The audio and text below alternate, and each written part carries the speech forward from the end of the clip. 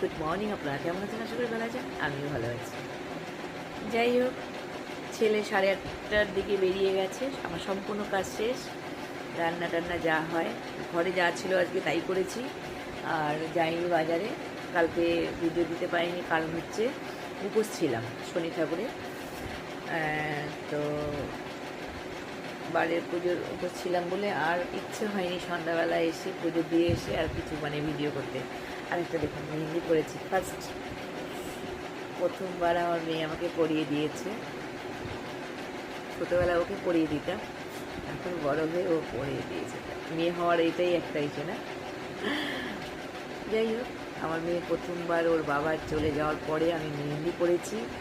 হ্যাঁ, আমি বললাম পড়তে হয় না, হয়তো আমার ছেলে মেয়ে একই কথা, কুসংস্কার ওগুলো তুমি কেন করবে না, তোমার পড়তে ইচ্ছে হলো তুমি পড়ো। আমার আগে কিন্তু খুব মেহেন্দি করতাম, আমি কিছু দিতে পারতাম না, এগুলি আঙুলের মধ্যে দিয়ে দিয়ে রেখে দিতাম। তো আজকে আমার মেয়ে কালকে করে দিয়েছে, ও করেছে, কেমন হয়েছে কমেন্ট করে অবশ্যই জানাবে।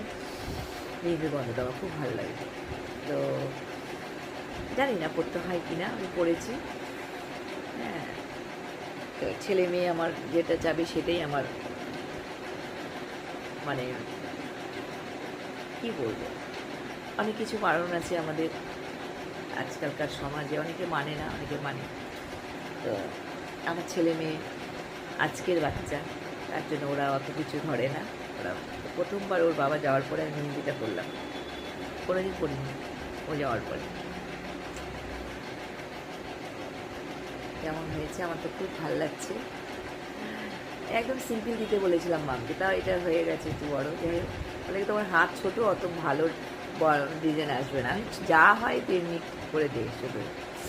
তো দিয়েছে, কেমন হয়েছে কমেন্ট করে জানাবো। আমার কিন্তু খুব ভালো লাগছে, গন্ধটা খুব ভালো লাগে আমার। এই হচ্ছিলো আজকের আপডেট। ছেলে আমার 8:30টায় বেরিয়ে গেছে, এখন মনে হচ্ছে আমি ঘুমাই, ঘুম হচ্ছে না। সকালবেলা উঠে রান্না টান্না করে টোরে ওকে পাঠিয়ে দিয়েছি। যাই হোক, পরে দেখা হচ্ছে, টাটা।